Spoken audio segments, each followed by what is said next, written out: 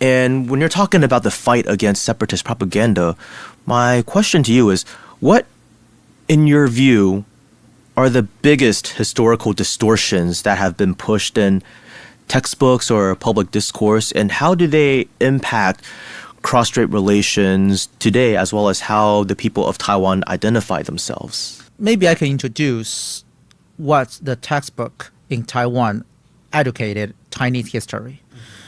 When I was in elementary school, the education of Taiwan history was included in the framework of Chinese history. Yes. So we thought it unconsciously. Taiwan is part of China, and the Taiwanese history is included in Chinese history. But after entering junior high school, about 2000, Taiwan history was separated from Chinese history education in textbooks. So we were taught Taiwan history before Chinese history. They were separated with each other. So many generations, and those younger than ours, gradually thought Taiwan is an originally separated country from China. They will think Taiwan is originally an independent country, and there's nothing to do with China in their consumption. That is misconcept.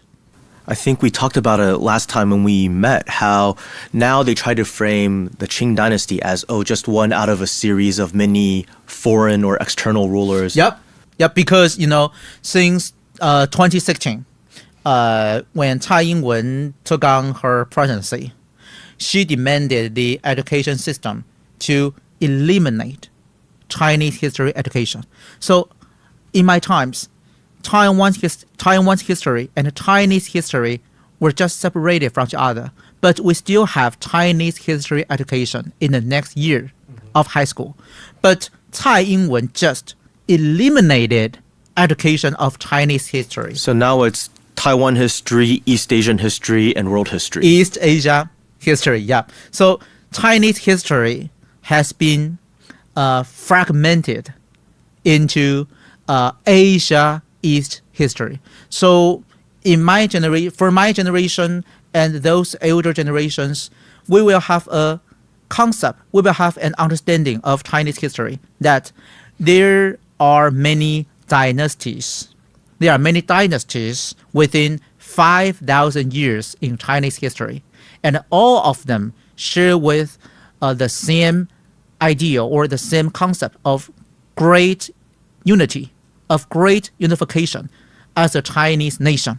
So all of them pursue to create a unified Chinese empire, Chinese nation. So for my generation and older generations, we know that we have that understanding, so we can easily understand why Beijing cannot give up reunification. So whoever in power of China will insist on reunification, because that's part of we Chinese culture, rooted in Chinese culture. But today's young people, after 2016, they don't have education of Chinese history. So for example, when I read those Chinese Asian poems, when I knew some Chinese poets, we think of them as our ancestors in my nation. Yes. Yeah, but for those younger Taiwanese generations, they just think of them as the same as those foreigners. So like Li Bai is the same as Shakespeare to them. Yep. Just like those Westerners, European poets, they don't have special feelings toward them. But for me, that's my origin of my culture, and I inherited the legacy from them. So that's total different feeling. And also, for example, when I was in college about 2007, I brought my classmates to take a trip in Beijing. And when we were in Beijing's Hutong, Alice, they saw many old men playing Chinese traditional instruments, and they shouted, "Oh, so Chinese, so Chinese!" The feeling is just like a foreigner watching exotic things. It's funny because I learned how to play the erhu over here in Taiwan, not on the mainland. Yes, and I think it's just my culture, Yeah. and I think it's also my. Yeah. It's also tradition of my. It is. Yeah, but those classmates, they shouted, "Oh, so Chinese, 好中国!" Just like a foreigner, like a European or American visiting another country and watching some exotic things. So it really shocked me. So that is many and many Taiwanese generations lost Chinese identity. Even not only politically, but even culturally. So that's a very terrible thing. It's very horrifying because if we want to deal with cross-strait relations, if we want to keep stable cross-strait relations The minimum framework. and to resolve Taiwan's question, to get a peaceful solution for Chinese civil war since 1949 until now, if we still have the same sense of Chinese culture, the same sense of national identity, it will be easily resolved. But without that, the problem, the question will be more complex and difficult to resolve. If we can resolve it peacefully, war will occur. But terribly, most of Taiwan people today, they even do not think cross-strait relations is important because they have advocated that Taiwan is originally independent from China. They think Taiwan has been separated from China successfully. And even they think there's nothing to do with China. So any proposal from Beijing for peaceful unification will be unthinkable, unreasonable for those Taiwanese people. So that will be more complex and troublesome. Yeah, and what's really horrifying to me is you have so many people who don't even realize Hokkien, Minanhua, is a Chinese language. Yep. They think that it was born in Taiwan, and they're surprised. They're like, wait, For people in example, Xiamen- my cousin ever asked my aunt a question. Are we offsprings of Fujian people? Is Minanhua Taiwanese dialects resulted from China? They will have this problem. For me, that's just like a common sense, but they don't know that, and they will be frightened when they know the fact first time. Wow.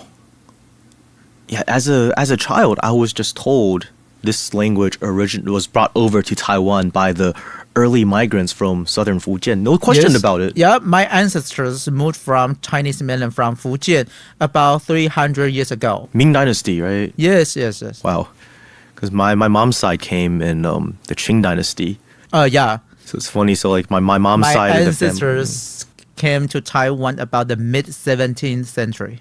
So my mom's ancestors to your ancestors were 外省人, even though both are considered 本省人 today. Yeah, if your family moved to Taiwan after 1949, they will call you 外省人, means mainland Chinese. Yeah. Yeah, but in fact, all of us mainland Chinese before. Except for the indigenous population. No, but even the indigenous population, they came to what is now the island back when there wasn't a Taiwan Strait. They came by land. Yep.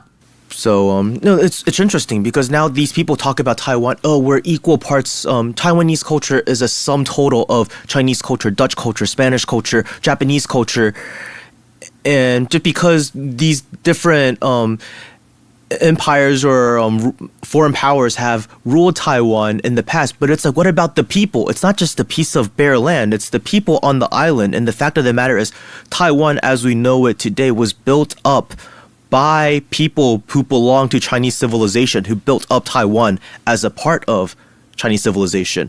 The Spanish, when they landed in northern Taiwan, they couldn't even collect taxes. How much influence do they have? Does anyone in Taiwan does any sizable portion of Taiwan's population today speak Spanish or Dutch? No. Zheng Chenggong kicked out the Dutch, and much more people came to Taiwan after the Dutch left than before. And how the society, how today's Taiwan society resulted from Chinese immigrants, and because Chinese rule over Taiwan, so we will have those bureaucratic system and those formation of so-called Taiwan society.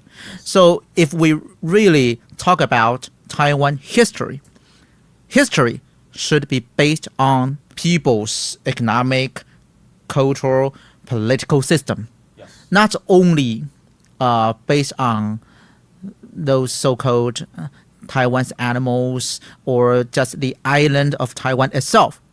We need to find out the chronicle development of people here, right? And also, I've heard of a very ridiculous comparison by some Taiwan independence supporters.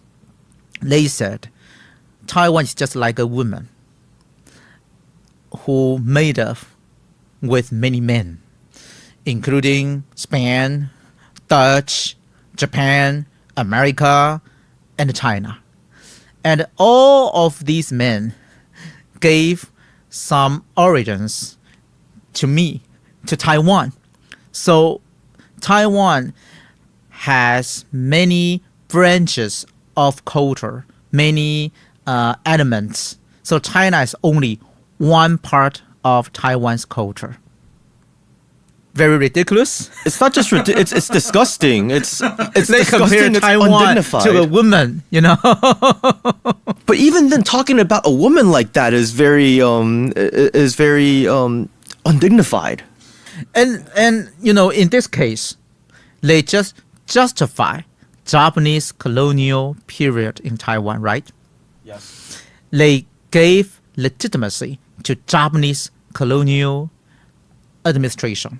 It's no longer called the era of Japanese occupation. It's called the era of Japanese administration. Yeah. Instead of 日据时代. Before we will call it Japanese occupation. Yeah, 日据时代. Yeah. But now they call it Japanese administration. 日治时代. To justify Japanese colonial rule. And if they can justify Japanese colonial rule, so they surrender to whose power is enough. What kind of independence is that? So if Beijing have enough ability to take over Taiwan militarily by force, according to this logic, they can also accept, right?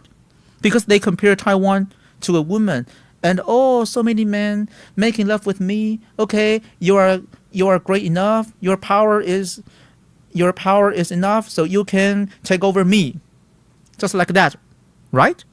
But for me, for reunification promoters like me, I want to achieve a peaceful negotiation with Beijing to talk about how to handle the system before the system after reunification.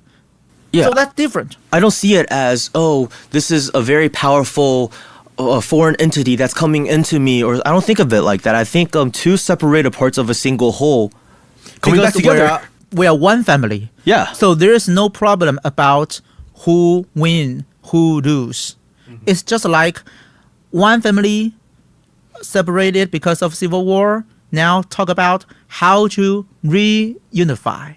Exactly. How to achieve a good reunification and make Taiwanese people can really not only benefit from reunification economically, but also get a real dignity in the future.